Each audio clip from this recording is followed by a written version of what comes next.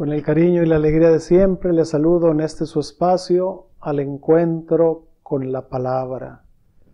Un espacio de reflexión a la luz de la palabra de Dios que siempre nos guía en medio de nuestras oscuridades, siempre nos quiere llevar a ese puerto seguro de salvación que es Cristo. Continuamos en este tiempo de Cuaresma, tiempo de conversión, tiempo de volver a Dios, y la Iglesia nos invita a seguir practicando estas obras de piedad, el ayuno, la oración y las obras de caridad, las obras de misericordia. Quisiera ahondar un poco en el tema de la oración a la luz de la palabra de Dios, tomando como base este texto del evangelista que estamos meditando, Lucas, capítulo 18, versículos del 1 al 8.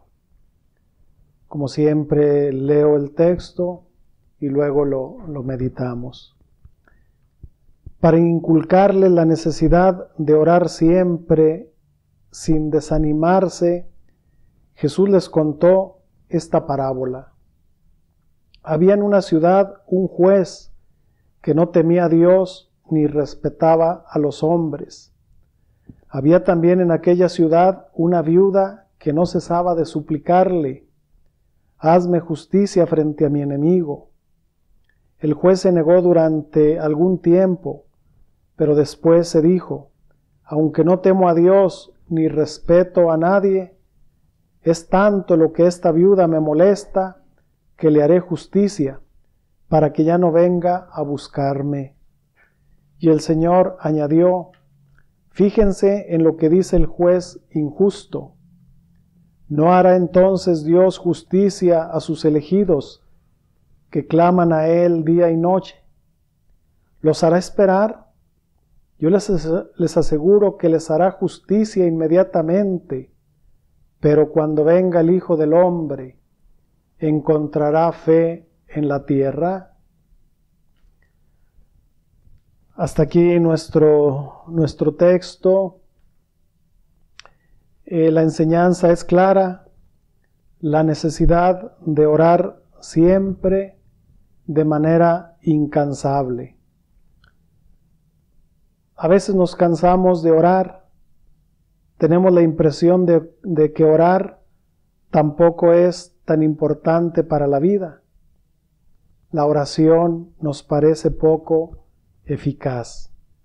Por consiguiente, sentimos la tentación de dedicarnos más bien al activismo, a la actividad, de emplear todos los medios humanos para alcanzar nuestros objetivos, y no recurrimos a Dios en la oración. Jesús, en cambio, nos enseña la necesidad de orar constantemente, y para inculcarnos esta enseñanza, inventa una parábola. Esta parábola nos habla de un juez que no teme a Dios ni respeta a nadie, un juez que no tiene ninguna actitud positiva. Es una persona egoísta que solamente busca su propio interés. No teme el juicio de Dios y en consecuencia no tiene consideración por ninguna persona. En efecto, cuando no hay temor de Dios, desaparece también el respeto a las personas. Y aquí es una primera enseñanza que ojalá nos quede claro: cuando se pierde el temor de Dios, y temor de Dios no significa miedo a Dios, temor de Dios significa respeto, admiración por lo que es Dios, por lo que nos ha dado en su Hijo Jesucristo. Cuando se pierde esta admiración, este respeto, este temor de Dios, obviamente se pierde el respeto por el hermano. Esto es como una consecuencia del pecado. Así el libro del Génesis siempre nos ilustra: una vez que el hombre y la mujer han roto su relación con Dios, como consecuencia viene el romper con el hermano. Caín mata a su hermano Abel. Y esto desafortunadamente hoy se sigue repitiendo. ¿Cuántos Caínes siguen matando a su hermano Abel? Pensemos en esta desgracia, en esta violencia desenfrenada en nuestro país y en concreto en algunos estados, como nuestro querido Zacatecas, que se ha perdido la paz, se ha perdido el respeto a la vida, siendo un estado, como todos los estados de nuestro país, donde se ama la vida, donde se respeta a las personas, pues todo esto, cuando se termina el temor de Dios, se termina el amor a los hermanos. Continuamos con la parábola. En esa ciudad vive una viuda, es decir, una persona que se encuentra en una situación de debilidad, de impotencia.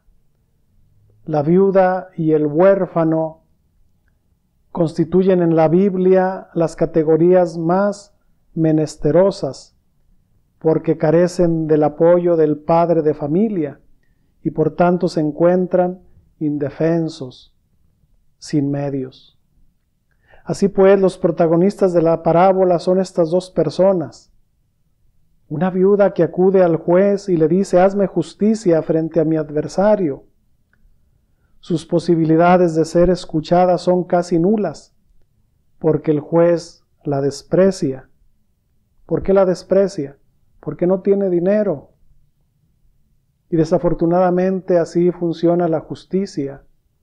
La justicia se hace a los ricos, a los que pueden pagar un juez. Y muchas veces la justicia desaparece para los pobres.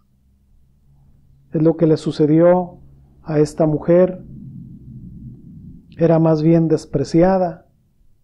Ella no podía ejercer ninguna presión sobre el juez. Tampoco puede apelar a los principios religiosos porque el juez no teme a Dios. De ahí que esta viuda parezca carecer de todos los medios. Sin embargo, ella insiste, pide sin cansarse, se muestra importuna. Y al final el juez se dice para sí: aunque ni temo a Dios, ni me importan los hombres, como esa viuda me está fastidiando, le haré justicia, no vaya a acabar pegándome en la cara. Este es el resultado del ruego insistente, perseverante de la viuda. En este punto Jesús realiza una reflexión usando el argumento a fortiori, lo que se tiene que hacer a la fuerza.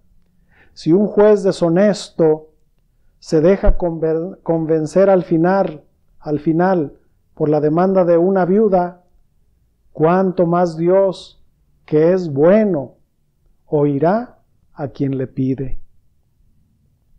Dios es en efecto la generosidad personificada. Es misericordioso y por consiguiente está dispuesto siempre a escuchar las oraciones. Dice Jesús: ¿no hará justicia a sus elegidos? No debemos desesperarnos nunca, sino insistir constantemente en la oración. ¿Por qué no nos escucha el Señor inmediatamente cuando le pedimos algo? Podemos intentar dar una respuesta. Si la oración fuera atendida inmediatamente, Dios se transformaría en una máquina que distribuyese las cosas. Ahora bien, Dios no quiere ser una máquina. Dios no es una máquina distribuyendo milagros, distribuyendo favores, sino una persona que quiere comunicarnos amor. Y donde hay amor es el mayor de los regalos. La persona que tiene amor es capaz de amar a los demás, de escuchar a los demás, de tenderle la mano a los demás. Dios así es una persona Más aún, Dios es 3 personas llenas de amor que quieren transformar el mundo por medio del amor. Así las cosas, la oración es precisamente para ellas el medio de establecer relaciones personales con cada uno de nosotros. Por eso Dios nos hace esperar un poco, porque la oración perseverante refuerza nuestra relación personal con Él. Si estuviéramos seguros de ser escuchados inmediatamente, entonces nos desinteresaríamos de nuestra relación con Él. En cambio, cuando nos encontramos en la necesidad de insistir en la oración, nos damos cuenta de que nuestra relación con Dios es algo importante y permanente. Más aún, es lo más importante de todo. Y aquí podemos sacar otra enseñanza, que Dios siempre nos va a escuchar. Pero si nosotros nos preguntamos, ¿por qué Dios tarda ante algo que yo legítimamente le estoy pidiendo? Y les recuerdo estos 3 principios que hemos escuchado en alguna ocasión, que hay cosas que Dios sí nos las concede inmediatamente. Más aún, yo les recomiendo que si lo que pedimos lo hacemos por medio de la Santísima Virgen María, Dios nos lo concede, porque Jesús no le niega nada a su mamá. Alguien dice, no, es que hay que ir directamente a Jesús. Sí, pero no desprecies a la mamá. No desprecies a María, que estuvo ahí en el primer milagro. Hijo, ya no tienen vino. Y María siempre va a indicarnos ir hacia Jesús. Hagan lo que Él les diga. Entonces hay cosas que le pedimos a Dios y Dios nos las concede. Pero cuidado, hay cosas que Dios sí nos las va a dar, pero no es el momento. La espera nos ayuda a agradecer lo que ha de llegar. La espera nos ayuda a madurar en la paciencia, a fortalecer nuestra fe y decir, valió la pena esperar.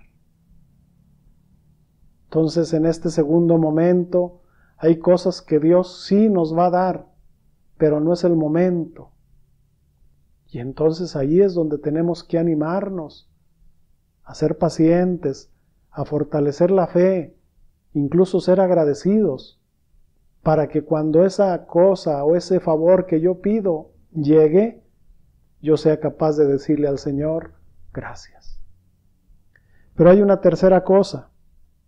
Hay cosas que definitivamente Dios nos dirá que no nos convienen para nuestra salvación, aunque muchas veces nos cueste entender.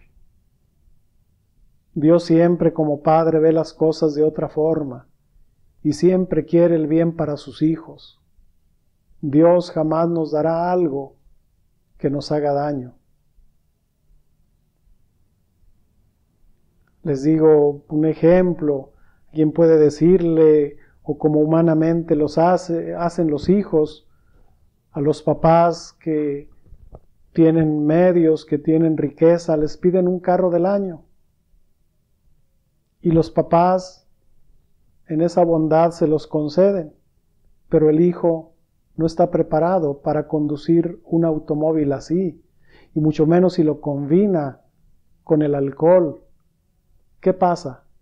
Que al final ese hijo termina en un accidente y muchas veces en la muerte. El papá quiso dar un bien al hijo, pero el hijo no estaba preparado. Así es Dios.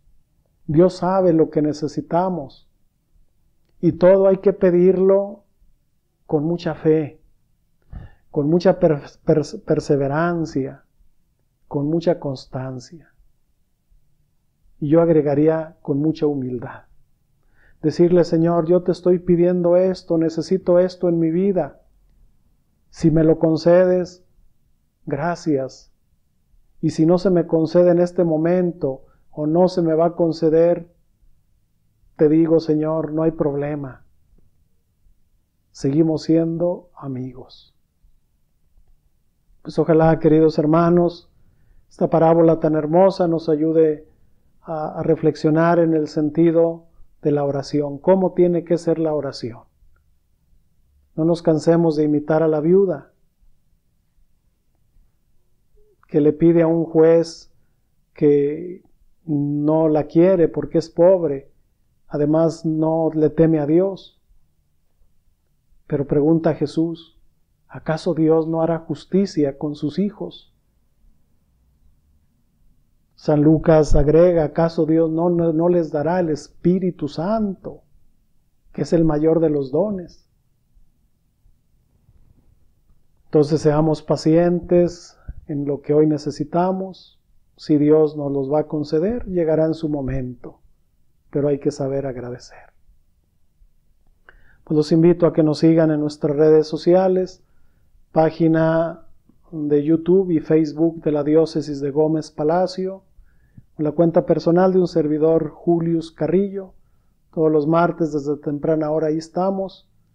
Compartan con sus familias, con sus amigos, con sus conocidos, que sea un alimento, la palabra de Dios para nuestra vida. Y la bendición de Dios Todopoderoso, Padre, Hijo y Espíritu Santo, los cuide y los proteja siempre. Amén.